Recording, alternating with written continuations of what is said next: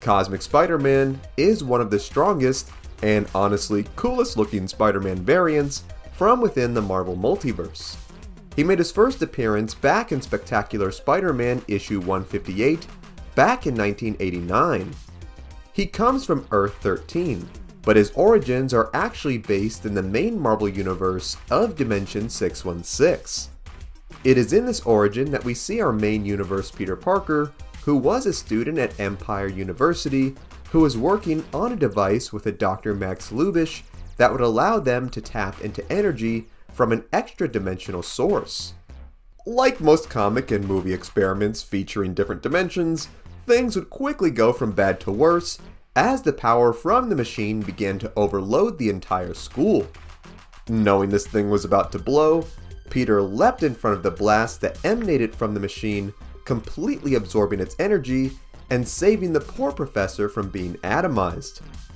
While at first seemingly unfazed from the blast, Spider-Man quickly realized he had gained a serious power upgrade once his spider sense went into overload, where he was able to sense things such as water dripping, flowers rustling in the wind, and even a woman singing to herself from dozens of blocks away.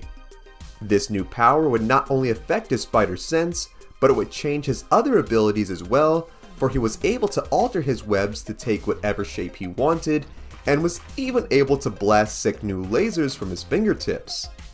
Spidey would continue to level up to the point where he was able to fly, and was even able to send the Hulk flying into orbit with just one punch. Leveling up faster than a nerd who had too much time to play Hogwarts Legacy, Peter quickly realized that this new power he had gotten was no mere spider power boost, but was actually the power of an ancient god of light called the Enigma Force, which had actually chosen the Wallcrawler to be its vessel to battle a world-ending threat. This threat would soon be revealed when Loki, who was sour after being recently defeated by the Avengers, used his abilities to merge three of the world's most powerful Sentinels to exist, creating the world-destroying being called the Tri-Sentinel. Seriously dude, couldn't think of a better name? While this thing was out wreaking havoc, as any good robot should, Spidey went after it, not realizing he was being hunted by the villain Sebastian Shaw. The man had kidnapped Dr. Lubish and forced him to reverse engineer the machine from before so they could zap Spider-Man's powers away and give them to Shaw himself.